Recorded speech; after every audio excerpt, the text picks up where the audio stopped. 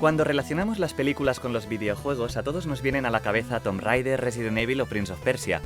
Pero ¿y si os decimos que Oldboy, The Amazing Spider-Man o Elephant, entre muchos otros, tienen mucho más de videojuego de lo que pensáis? ¡Wow! Todos conocemos la influencia que ha tenido el cine en los videojuegos, pero ¿sabemos realmente cuál es la influencia que han ejercido estos sobre el cine?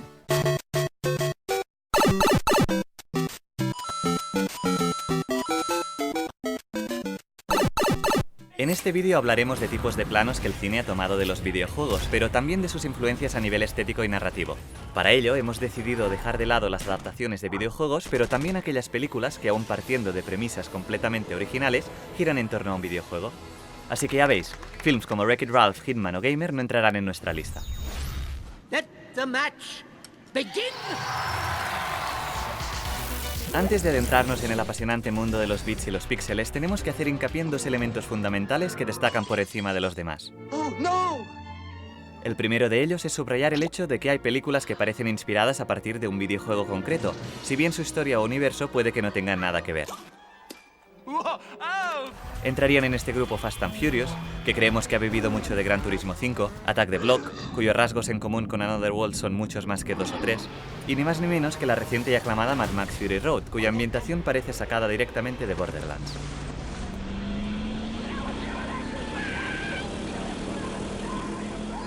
Pero hay más. Puesto que muchos de los directores que hacen cine actualmente descubrieron los videojuegos en su juventud, es normal que algunos de ellos, los más gamers, se les cuele intencionadamente o no la imaginería adquirida tras horas y horas de juego en las videoconsolas. Aquí tenemos que destacar dos nombres. Por un lado tenemos al director y guionista mexicano Guillermo del Toro, quien en 2002 dirige la segunda parte de Blade.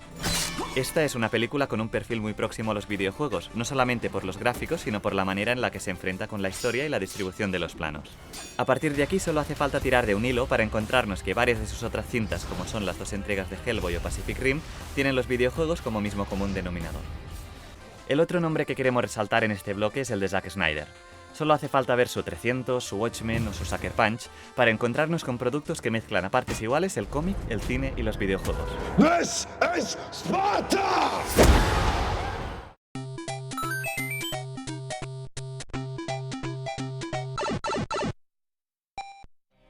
Ahora sí, nos metemos manos a la obra y entramos en nuestra primera gran categoría, los tipos de planos inspirados en los videojuegos.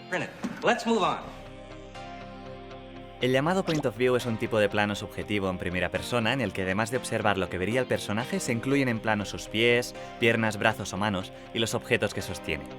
Además, dentro de esta tipología encontramos un subtipo de planos que bautizamos como los sniper shots, muy típicos en películas bélicas en los cuales la cámara pasa a ser la mirilla de un arma. El Point of View ya lleva muchos años funcionando en el cine, como nos demostraba Hitchcock en su famosa película Recuerda. Sin embargo, a partir de la llegada de los videojuegos como los shooters Call of Duty y Battlefield, ese tipo de planos se empezaron a popularizar. En el cine encontramos muchas referencias a los Point of View, desde películas de autor como Enter the Void a blockbusters como The Amazing Spider-Man, que por cierto tiene secuencias muy parecidas al videojuego Mirror's Edge. Incluso la industria de la pornografía los usa. Hi, I'm a delivery man, and I have some cream for you. Pero chicos, no podéis ver esto. Y hace años que nos hartamos de ver Point of Views en el cine, aunque pocos son tan claros como los de Maniac, un film protagonizado por Elijah Wood que está rodado casi íntegramente en este tipo de planos. Ahora nos ponemos de perfil para hablar de la influencia del 2D en el cine. Este es el encuadre por excelencia de los videojuegos de arcade como Super Smash Bros. Y Mortal Kombat. En este tipo de secuencias, la cámara se sitúa en una posición totalmente lateral, de modo que los personajes quedan en el mismo plano y situados los unos enfrente de los otros. Sin duda, el gran ejemplo de encuadre en 2D es el mítico plano secuencia de Oldboy. Pues ya veis, una de las mejores escenas de la historia del cine está inspirada en los videojuegos. ¿Sorprendidos? Esto es solo la punta del iceberg. Vamos ahora al plano en tercera persona y lo hacemos con Elephant de Gus Van Sant. La mayor parte de la película nos la pasamos siguiendo a los protagonistas desde detrás, con la cámara imitando todos sus movimientos. Si os preguntáis su similitud con los videojuegos, el propio director admite la influencia que ejerció Tomb Raider sobre él. Así, estamos hablando de un recurso que proviene de los videojuegos de acción, de rol, shooters o de aventuras. En el cine encontramos numerosos ejemplos de ello.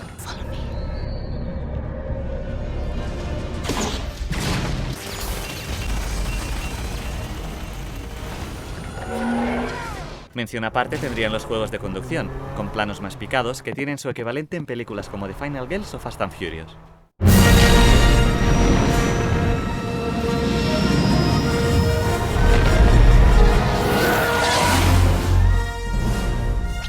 El siguiente punto en nuestra clasificación es casi una derivación del anterior, ya que sigue la misma metodología que el plano en tercera persona.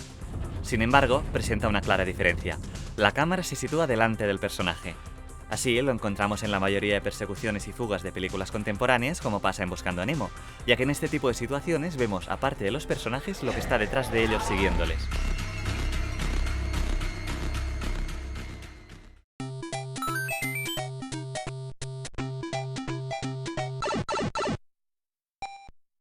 La estética es otro de los elementos de los que las películas beben de los videojuegos. Aquí encontramos lo que bautizamos como plano estilo de videojuego, cuya influencia es mucho más subjetiva y abierta que la de los puntos anteriores. Es decir, no podemos tipificarla a partir de recursos concretos, sino más bien al contrario.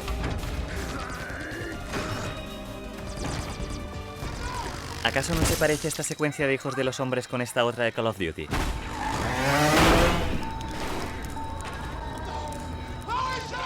Encontramos más en Berman, las aventuras de Tintín y sobre todo en Kingsman.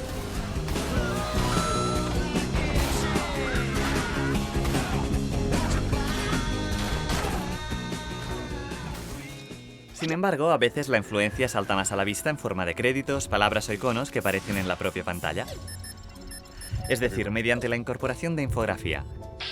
Este ya no es solo un recurso de cine, pues hay series de éxito como Sherlock que no paran de utilizarlo.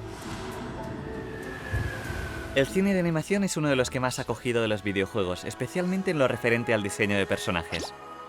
Actualmente el 2D se ha convertido en algo residual, a favor de una conceptualización mucho más vinculada al videojuego que no al cine. Aún así hay películas de acción real como Sucker Punch o District 9 que parecen el espejo fílmico de los protagonistas del universo Final Fantasy y Titanfall respectivamente.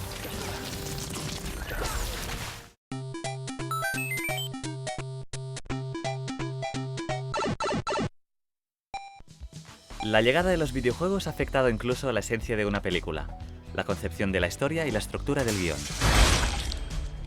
Uno de los géneros de videojuegos más relevantes históricamente ha sido y sigue siendo el de plataformas. En este tipo de aventuras, el personaje va avanzando por diferentes niveles con un mismo hilo común, como pasa en Super Mario Bros. Y la gran mayoría de los primeros juegos de Nintendo. En el cine lo vemos en películas como una serie de catastróficas desdichas, donde los protagonistas van vagando por distintos hogares como si fueran las pantallas de un videojuego. Algo parecido puede decirse Snowpiercer, una película que transcurre en un tren en el que cada vagón parece un universo distinto. Precisely 74% of you shall die. Fin del juego para las historias de plataformas y reseteamos con el recurso de resurrección tras el Game Over. Es fácil de entender. Cuando mueres o fracasas en los videojuegos, generalmente tienes que repetir la misión hasta que la superas. I'll be back. Solo que el personaje no siempre sufre tanto ni muere tantas veces como Tom Cruise en El filo del mañana. Así tenemos varios ejemplos, desde el clásico El día de la marmota a películas independientes como Run, Lola Run.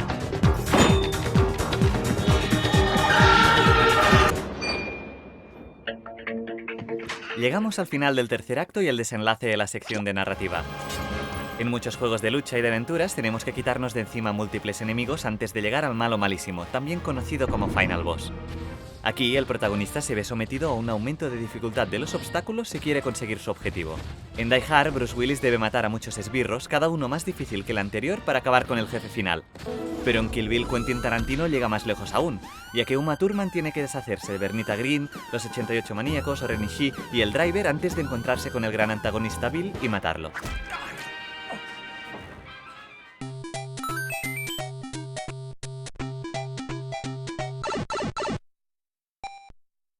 La última sección que proponemos es más una amalgama de características sueltas que un conjunto de elementos que comparten rasgos en común. Una de ellas es el control de personajes. ¿Quién no ha jugado nunca a los Sims? Hay un montón de películas que, como este mítico juego, introducen a personajes que son dominados por otros, como si se tratara de los avatares de un videojuego. Y nunca mejor dicho, ya que Avatar, junto a Inside Out y Le Nova Testament, es uno de sus mayores exponentes. En muchas películas donde la tecnología juega un papel importante, aparecen objetos o vehículos que se controlan a distancia mediante algún aparato. En Tomorrow Never Dies, James Bond maneja un coche desde el asiento trasero, y algo parecido ocurre en el Dark Knight de Christopher Nolan. I'm Batman. Videojuegos tan dispares como Grand Theft Auto y Skyrim tienen algo en común: las tiendas de objetos en los que los personajes pueden abastecerse de armas, munición, pociones o ropa, entre muchas otras cosas. En el cine hay varias películas que presentan este elemento. Very, very nice.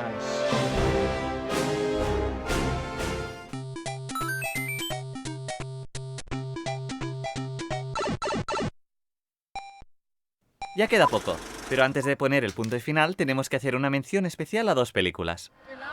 Scott Pilgrim vs. The Wall no podía quedarse fuera de este vídeo, pues su gran valor añadido es la suma de referencias y guiños a los videojuegos. Como veis, incorpora muchas de las características que ya os hemos mostrado anteriormente.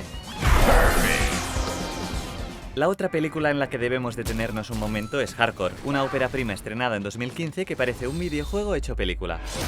Claramente, esto es un plano secuencia en point of view, con evidente estilo de videojuego, aumento de la dificultad de los enemigos y todo enmarcado en una historia de plataformas. Pero eso no es todo, ya que además el protagonista nunca habla y toda la información nos viene dada por su acompañante, que le da las instrucciones para avanzar. Seguro que mirando esas escenas a más de uno le han entrado las ganas de coger el mando y echarse unas partidas. Llegamos pues al final de la partida, corroborando que efectivamente la frontera entre el cine y los videojuegos es cada vez más difusa. ¿Os lo esperabais? ¿Creéis que nos hemos dejado algún ejemplo importante? Pues no dudéis en dejarnos un comentario con vuestra opinión, y si os ha gustado el vídeo, compartidlo en las redes sociales. Do it! Just do it! Nos vemos en la próxima pantalla y hasta entonces, que los píxeles os acompañen.